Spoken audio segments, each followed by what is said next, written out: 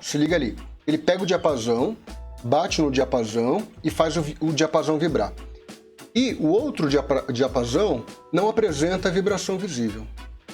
E aí ele pega um outro diapasão, bate nele, e aí agora você consegue perceber que aquele diapasão que está ali um pouco afastado, ele começa a vibrar, né? Aquelas bolinhas começam a subir e descer, mostrando que aquele diapasão está vibrando. O que está acontecendo ali?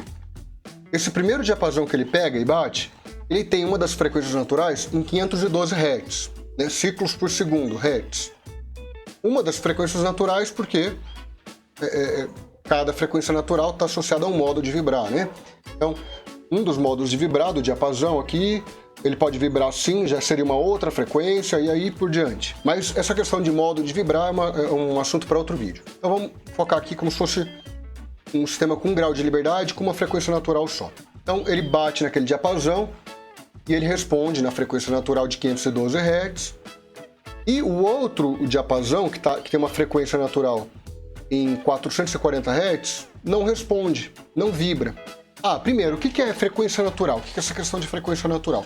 Frequência natural é a frequência com que o corpo vibra quando ele está em vibração livre. Ou seja, você dá uma pancada em alguma coisa e deixa aquele objeto vibrar livremente, ele está vibrando na frequência ou nas frequências naturais dele. Imagina um pêndulo ou uma criança brincando num balanço. Você puxa e solta a criança. E a criança vai e volta, com uma certa frequência. Então ele completa esse ciclo com uma certa frequência. E frequência essa é a frequência natural.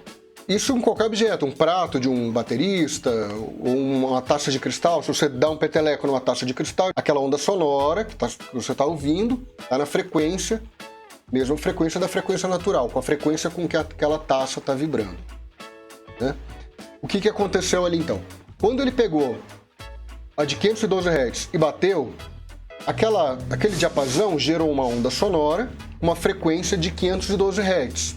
E essa onda sonora, ela chegou até o diapasão que tem a frequência de 440 Hz, só que aquele diapasão ele até vibrou, só que com uma amplitude muito baixa.